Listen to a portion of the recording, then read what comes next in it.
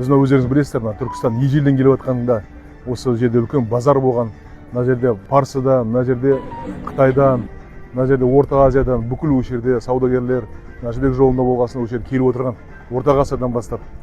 Ал қазір біз сол тарихты тағы да жандандырып, үлкен қалашық салдық. Қолөнер қалашылығы. Бүгін осы жерде 71 қолөнерші бар, оның ішінде 17 түркі елдерінен келіп жатыр.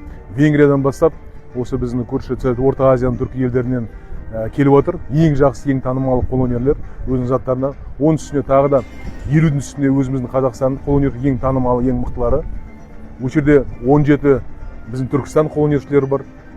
Танымалы бізде ағаштан жасайтын, құмыралар жасайтын, сондай бізде үлкен қолөнершілеріміз бар. Келешекте біз осы жүйелі түрінде жұмыс істейтіндей ойымыз бар.